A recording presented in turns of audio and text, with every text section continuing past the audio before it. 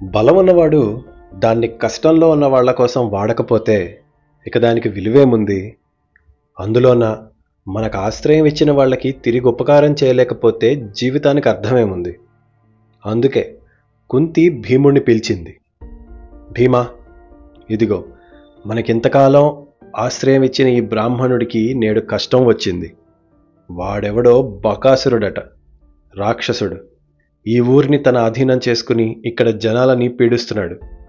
మన క్షత్రియులం, అందులోన వీళ్ళకి రుణపడి ఉన్నవాళ్ళం. ఆ బకుడి సంగతేంటో చూడమంది. భీముడికి మహాసరదా. బలిసిన కండలకి పని చెప్పకుండా భిక్షమెత్తుకుంటే ఏముంటుంది? తప్పకుండానని సిద్ధపడ్డాడు. తప్పకుండా అని సిద్ధపడ్డాడు. అప్పుడే ఆ రోజు భిక్ష తీసుకుని యుధిష్ఠిరుడు తమ్ముళ్ళు వచ్చారు. మిగతా తమ్ముళ్ళు వచ్చారు. పెద్దవాడు భీముడి ఉత్సాహానికి ఏదో తేడా అనిపించింది. భీముడు అన్నని చూసి ఒక పెద్ద నవ్వు నవ్వి మౌనంగా లోపలికి వెళ్ళిపోయాడు. ధర్మరాజు కుంతిని అడిగాడు, అమ్మా, ఏంటి వాళ్ళ మన భీముడు ఏదో చాలా ఆనందంగా ఉన్నాడు? ఎవరితోనన్నా గొడవ పడ్డాడా, లేక పడేందుకు నువ్వు పంపుతున్నావా? ఏంటి కథ అని ఖచ్చితంగా తెలిసిన వాడిలాగా అడిగాడు. కుంతి నవ్వింది. లేదులేరా, మన ఇంటి బ్రాహ్మణుడికి ఒక పెద్ద కష్టం వచ్చిందని జరిగిందంతా చెప్పింది. ధర్మరాజు మొహం కాస్త ఇబ్బందిగా పెట్టాడు. అదేంటమ్మా, ఎంత సాయం చేయాలంటే మాత్రం ఇలానా? వాడెవడో రాజునే ఓడించి ఊరిని లాక్కున్న రాక్షసుడు, భీముడేమో ఆవేశంతో వెళ్లే ఏనుగు. ఒక్కడిని చేసి పంపుతున్నావు. యుద్ధం అన్నాక ఎటుపోయి ఎటొస్తుందో ఎవరికీ తెలియదు కదా. వాడి గురించి, అదే ఆ బకాసురుడి గురించి పూర్తిగా తెలియకుండానే ఇంత దూరం దూకేస్తామా అని తండ్రి లేని తమ్ముడి మీద ప్రేమ వల్ల భయాన్ని వ్యక్తం చేశాడు. కుంతి జవాబుగా భీముడి పసితనంలో ఒక విషయాన్ని చెప్పింది. నీ తమ్ముడు పుట్టిన 11వ రోజు పర్వతం పైన గుడికి వెళ్దామని నేను, మీ తండ్రి పాండురాజు గారు వీడిని తీసుకెళ్ళాం. అయితే పర్వతవనాలుండే చోట కదా ఒక పెద్ద పులి మా మీదకి దూకింది. మీ నాన్న దాన్ని వాడి అయిన బాణాలతో చంపేశారు. కానీ ఈ లోపల భయంలో ఇదిగో ఈ భీముణ్ణి చేతిలోండి పడేసుకున్నా. వీడు జారి పక్కన ఉన్న రాళ్ల మీద నుండి కింద పడిపోయాడు. నా గుండె ఆగిపోయింది. పరుగు పరుగు నేడుస్తూ వెళ్ళి చూస్తే ఇతను పడిన దారంతా రాళ్లు పగిలిపోయాయి, కానీ ఇతనికేం కాలేదు. కింద పడిపోయి ఏడుస్తూ అలా ఉన్నాడు. ఒంటి మీద ఒక్క గీత కూడా లేదు. 11 రోజుల వయసులో నీ తమ్ముడి బలమది. నీవు నీ 4 తమ్ముళ్ళని తండ్రిలాగా కాపు కాస్తావు, నాకు తెలుసు. కానీ నన్ను నమ్మవయ్యా. మొన్న హిడింబాసురుడితో యుద్ధాన్ని చూసావుగా. ఈ భీముడి బలం ఆ హనుమంతుడి బలం. ఇతనికేం కాదు. అందులోన బలహీనులకి, అవసరంలో ఉన్నవాళ్లకి సాయం చేయటం కదా క్షత్రియుడి పని. నువ్వేం బెంగ పెట్టుకోకు. భీముడు ఒక్కడు చాలు. దానికోసం అందరూ వెళ్ళక్కర్లేదు. అలా వెళ్తే మన గుట్టు కూడా బయటపడుతుంది. ఏమీ తెలియనట్లే పని జరిగిపోని. మన వివరాలు మనకి నచ్చినప్పుడే బయట పెట్టాలి, దొరికిపోయి కాదు. అనుమానం వచ్చి జనాలు పసిగట్టరాదు. నీ తమ్ముణ్ణి ఆశీర్వదించి పంపు ధర్మరాజా, ఏమీ అవదంది. భీముడు బండి కట్టాడు. మంచిగా భోజనం తిని ఆ ఎడ్ల బండిని తీసుకుని బయలుదేరాడు. కుంతి, పాండవులు షికారుకెళ్తున్నట్లు సాగనంపారు. బ్రాహ్మణుడు భయంతో బెంగతో దేవుణ్ణి వేడుకుంటూ ఆ భీముడికి ఏమీ కాకూడదని మొక్కుకుంటున్నాడు. బండి ఊరు చివరికి చేరింది. ఆ ఎద్దులు ఎండిన ఎముకల్ని, ముళ్ళని తొక్కుకుంటూ ఒక సరస్సు దగ్గర కుళ్ళిన మాంసం వాసన వస్తుండగా ఆ బకుడి సరిహద్దులోకి చేరాయి.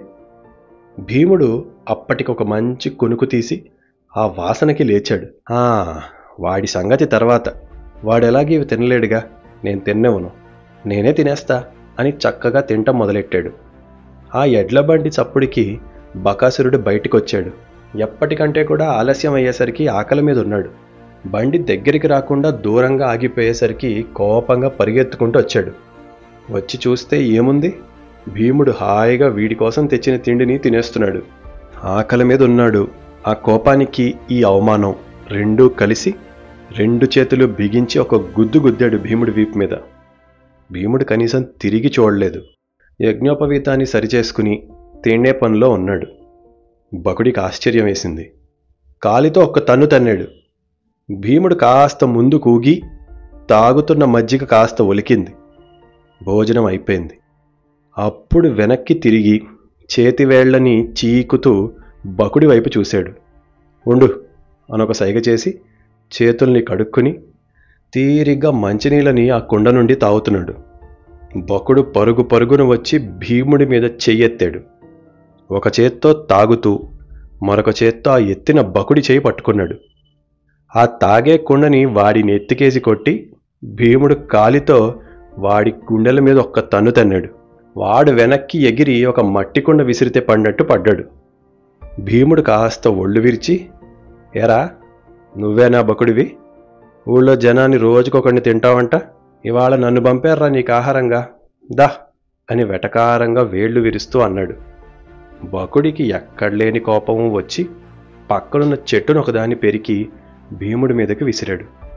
భీముడు దాన్ని గాల్లోనే పట్టుకుని గద పెట్టుకున్నట్లు భుజం మీద పెట్టుకుని అన్నాడు, ఇవాల్టి తర్వాత నీ పేరు చెప్తే గుర్తొచ్చేది నువ్వు ఎంత తేలిగ్గా నా చేతిలో చచ్చావనే, కానీ నీ వల్ల పసిపిల్లలు కూడా ఇక భయపడరు. అలా చంపుతా నిన్ను. బలం ఉంటే ఇదేరా నువ్వు చేసేది అని ఆ చెట్టుతో వాడిని కొట్టబోయాడు. బకుడు కూడా ఆ విసురుని తప్పించుకుని ఎగిరి భీముడిని వెనక నుండి పట్టుకుని మెడ కొరికేయబోయాడు. భీముడు వాడి జుట్టు అందుకుని ఒక మూటని వీపు నుండి తీసి నేల మీదకి ఇసిరి కొట్టినట్టు కొట్టాడు. ఆ కొట్టటం బకుడు నేల మీద పడేసరికి వీడి రూపంతో నేల మీద ఒక చిన్న గుంట పడింది. అంత గట్టిగా కొట్టాడు. ఇక యుద్ధం మొదలైంది. బకుడు శ్రమిస్తున్నాడు, భీముడు ఆడుకుంటున్నాడు. చూసిన ఎవరికైనా ఇదే అనిపిస్తుంది. భీముడి యుద్ధ కళకి, ఆ కుస్తీ పట్టే కళకి బకుడి మొరట యుద్ధం పనిచేయలా. కొద్దిసేపటికి ఆకలి మీదున్న బకుడికి నీరసం వచ్చింది. భీముడేమో ఆ బకుడిని తన చేతి సందులో ఇరికించి నేల మీద పడేసి ఊపిరాడినంత గట్టిగా పిసికాడు పీక. నేలపడిన వాడి చేతుల్ని వెనక్కి విరిచి గట్టిగా నవ్వుతూ అన్నాడు, ఎంతమందిని చంపుంటావురా ఈ చేతులతో? ఎప్పుడన్నా అనుకున్నావా ఇలాంటి రోజు ఒకటి వస్తుందని? గుర్తుపెట్టుకో, నా పేరు భీమసేనుడని ఒక్క విరుపు విరిచాడు. పాండురాజు కొడుకుని, కుంతి బిడ్డని, యుధిష్ఠిరుడి తమ్ముణ్ణి, భీమసేనుణ్ణి అని మరొక్కసారి ఆ వీపు మీద కాలేసి తొక్కాడు. రక్తం కక్కుకుని వెన్నెముక విరిగి ఆ బకుడి చచ్చాడు. వాడి శవాన్ని బండికి కట్టి ఈడ్చుకుంటూ వచ్చి ఊరు మొదట్లో పడేశాడు. పడేసి భీముడు ఏం తెలియనట్లు మళ్ళీ ఆ బ్రాహ్మణుడింటికి గుట్టు తెలియకుండా వెళ్ళిపోయాడు. ఊళ్ళో అందరూ ఆ విడ్డూరం చూసి నోరు వెళ్ళబెట్టారు. ఇదేంటి, వీణ్ణి ఇంత దారుణంగా ఎవరు చంపారు? ఏ మహావీరుడు మన్ని చూసి జాలిపడి ఇలా చేశాడా దేవుడా అనుకున్నారు. పిల్లా పాప అందరూ వచ్చి చూశారు. చూసి వీడా బకుడు ఇలా పడిపోయి ఉన్నాడు అని ముందు భయంతో చూశారు. తర్వాత అలవాటైపోయింది. చలోక్తులు వేసుకుంటూ వాడిని ఎలా చంపుండొచ్చో చర్చించుకున్నారు. సాయంత్రానికి భయం పోయింది. బకుడి మరణం ఒక కథ అయింది. మన గాసిప్ ట్రీ ఛానల్లో చెప్పుకునే కథల్లాగా ఒక గాసిప్ అయింది. మర్నాటి రోజు వాడి చావకు ఉత్సవం అయింది. భీముడు అన్నట్లు భయం కలిగించే శత్రువుని ఒక్కసారి అలవాటు చేసుకుంటే అలవాటైపోయి భయం అనిపించదు. జనాలకి బకుడి పీడ విరగడైంది. ఆ బ్రాహ్మణుడు మాత్రం రహస్యంగా ఎవ్వరికీ తెలియకుండా భీముడికి, పాండవులకి, కుంతికి ఎన్నో సేవలు మర్యాదలు చేసుకున్నాడు. సుఖంగా కుటుంబంతో కలిసి నిద్రపోయాడు. ఆ తర్వాత మళ్ళీ కొద్ది రోజులు గడిచాయి. పాండవులు వేదాధ్యయనం చేస్తూ పండితులతో చర్చిస్తూ కాలాన్ని గడుపుతున్నారు. అప్పుడు ఒకరోజు ఎంతో నిష్టగలవాడు, పవిత్రమైన వ్రతంలో ఉన్న ఒక బ్రాహ్మణుడు ఈ పాండవులుంటున్న ఇంటికి అతిథిగా వచ్చాడు. ఆయనకు అన్ని మర్యాదలు చేసి భోజనం పెట్టి కూర్చుని కబుర్లు చెప్పుకుంటున్నారు. ఆయన ఎన్నో దేశాలని చూసి వచ్చాడు. ఆ దేశాల విశేషాలు వింతలు చెప్తున్నాడు. అందరూ ఆశ్చర్యంతో వింటూ ఆ మధ్యాహ్నాన్ని గడుపుతుంటే చివరగా ఆయన ఒక విషయం చెప్పాడు. ఈ వింతలన్నీ ఒకెత్తు, ద్రుపద మహారాజుకు అగ్నిలోండి పుట్టిన పిల్లలు మరొకెత్తు.